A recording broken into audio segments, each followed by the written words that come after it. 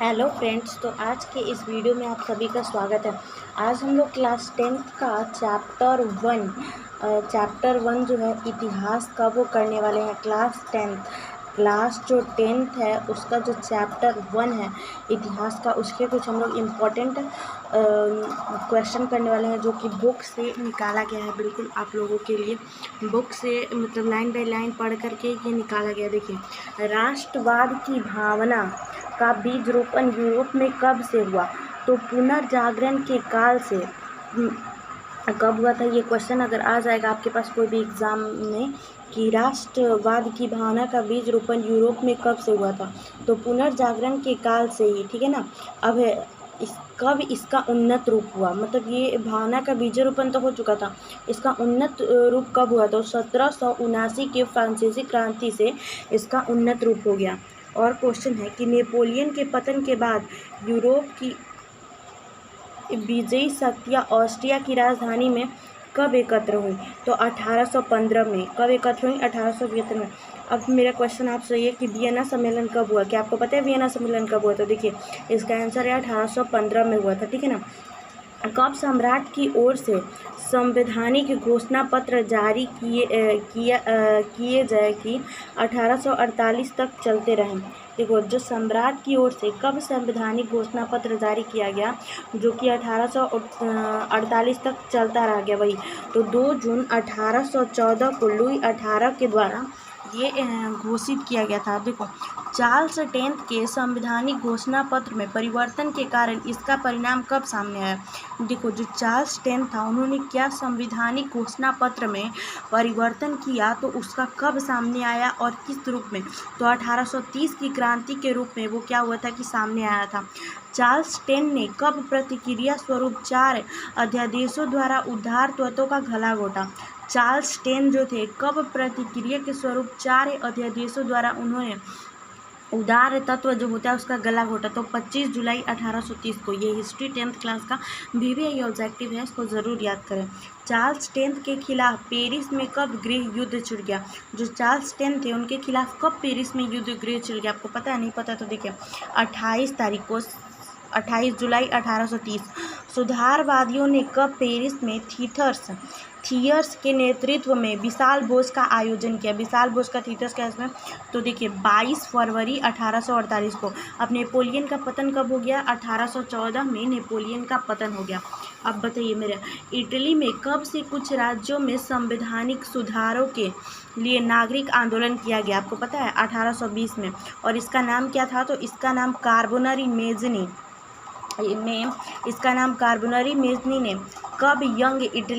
ने कब young Italy नामक संस्था उन्होंने स्थापना की? कब उन्होंने इसका नाम कौन था? 1820 में। देखिए, इटली में कब से कुछ राज्यों में संवैधानिक सुधारों के लिए नागरिक आंदोलन किया गया? 1820 में। और किसने करवाया? तो कार्बोनी के द्वारा। और मेजनी ने कब यंग इंडियन इटली नामक संस्था की स्थापना की? तो 1831 में। अब यंग यूरोप की स्थापना कब हुई? तो 1834 में। क्रीमिया युद्ध कब हुआ? तो 1853 से लेकर 54 तक, ठीक है ना। कब तक इटली का एकीकरण का प्रयास असफल रहा? तो 1848 तक जो इटली का एकीकरण का प्रयास था वो असफल रहा, ठीक है। ऑस्ट्रिया और पिडमाउंट में सोमा युद्ध कब हुआ? ये आपको बताइए कि आपको पता है? नहीं पता तो देखिए, 1859-60 में ऑस्ट्रिया में कोमा और पिडी हुआ था। कब काबुल ने रोग को छोड़कर बाकी सारे इटली राज्य को रोम नहीं कि रोग, कब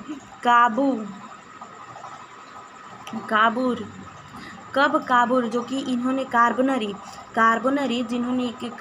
ने रोम को छोड़कर बाकी सारे इटली राज्य को एकत्र कर लिया? तो 1860-61 में। इटली में गैरीबार्डो ने रोम पर आक्रमण की योजना कब बनाई थी? तो 1862 में बनाई थी, ठीक है। कब फ्रांस और प्रसा के बीच युद्ध छिड़ गया था? तो 1870-71 में। इटली का एकीकरण कब संपन्न हुआ? 1871 में। नेपोलियन कब राइन राज्य संघ का निर्माण किया? 1806 में। कब ऑस्ट्रिया प्रसा संधि का विरोध करने लगा? 1830। बिस्मार्क कब ऑस्ट्रिया के साथ मिलकर डेनमार्क पर आक्रमण किया? 1864। ऑस्ट्रिया ने कब प्रसा के खिलाफ युद्ध की घोषणा की? 1864, ठीक है ना। नेपोलियन ने कब प्रसा के खिलाफ, जो नेपोलियन थे, कब प्रसा के खिलाफ युद्ध की घोषणा किए थे? तो वो 19 जून 1870। Thank you so much. थोड़े बहुत इंपॉर्टेंट क्वेश्चन बच गए थे, उसको हम लोग इस वीडियो में करेंगे। किस संधि द्वारा फ्रांस प्रसा मेसनी में शांति किस संधि द्वारा फ्रांस किस संधि के द्वारा, इंपॉर्टेंट क्वेश्चन है चैप्टर 1 का history class 10th BBI question है, जो कि बुक के अंदर से एक एक लाइन पढ़ करके निकाला हुआ है, तो बहुत इंपॉर्टेंट क्वेश्चन है। तो देखिए, किस संधि द्वारा फ्रांस प्रसा में शांति हुई, कब और कहाँ की लड़ाई? देखो, किस संधि के द्वारा फ्रांस प्रसा में शांति हुई, कब और कहाँ की लड़ाई थी? तो देखो, बैंकफर्ट की संधि हुई थी, ठीक है ना। बैंकफर्ट की संधि हुई थी कौन सी लड़ाई में?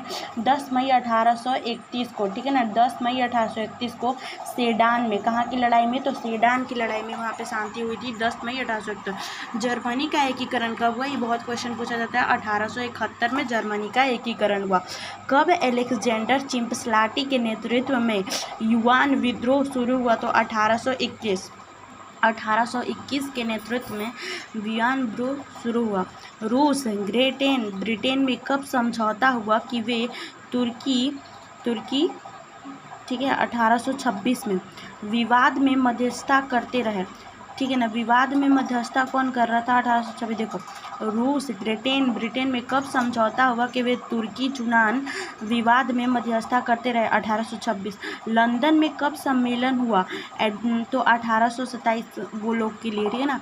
एड्रियानोपल की संधि कब हुई? 1829 में। यूनान स्वतंत्र राष्ट्र कब बना था? यूनान स्वतंत्र राष्ट्र 1832 में बना। कब? 1832। पोलैंड पर किस क्रांति का प्रभाव पड़ा था? तो 1830 की क्रांति का प्रभाव पोलैंड पर पड़ा था।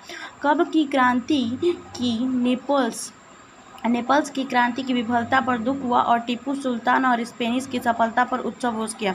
कब की क्रांति पर जो नेपोलियंस थे वो विफलता पर दुखी हुए और टीपू सुल्तान और स्पेनिश की सफलता पर भोज किया? तो 1821, ठीक है ना। इटली एवं जर्मनी के एकीकरण में महत्वपूर्ण भूमिका किसकी थी? तो बिस्मार्क की। सबको पता है बिस्मार्क की। अब देखिए, एक और क्वेश्चन है। अपने राष्ट्र के प्रति प्रेम की भावना को हम लोग क्या कहते हैं? राष्ट्रवाद। यूरोप में राष्ट्रवाद, ठीक है ना। यूरोप में राष्ट्रवाद। 1779 की क्रांति में राष्ट्रवाद का जन्म हुआ था यूरोप में। बुर्बो वंश था, लुई 16 तानाशाही के कारण वो समाप्त हो गया। 1799 जो था उसका डायरेक्टरी 1800 को समाप्त कर दिया गया। 1804 में फ्रांस का सम्राट, ठीक है ना। 14 से 18 जून तक वियना सम्मेलन। नेपोलियन 15 अगस्त 1769। 24 सेनापति मारे गए थे वहाँ पे। उदारवादी आज़ाद तेजी से विकास। उदारवादी का क्या होता है? कि तेजी से विकास। रूढ़िवादी में होता है कि कम विकास होता है। नारीवाद किसको हम बोलते हैं? स्त्रियों के अधिकारों और हितों का जो बोध कराते हैं, रक्षा करते हैं। एक खास प्रकार की सामाजिक इत्यादि भावना रखना विचारधारा कहलाता है। एक खास प्रकार की, अलग अलग तरह की विचारधारा के लोग कहते हैं। तो आखिर विचारधारा क्या होता है? तो एक अलग तरह की भावना है, कुछ भावना को रखना, सपोर्ट करना। तो देखो, एक दल था जैकोबिन दल। तो पूछे कि जैकोबिन दल क्या है? तो एक स्कूली बच्चों का दल था, वहाँ पे प्रोटेस्ट करने के लिए बनाया गया। तो चैप्टर 1 का जो भी हिस्ट्री का क्लास 10th का चैप्टर 1 का जो भी BBI ऑब्जेक्टिव हो सकता था हमने आपको बताया बुक के अंदर से। और अगले वीडियो में आपको मॉडल ये सभी जो सब भी करवाएंगे। Thank you.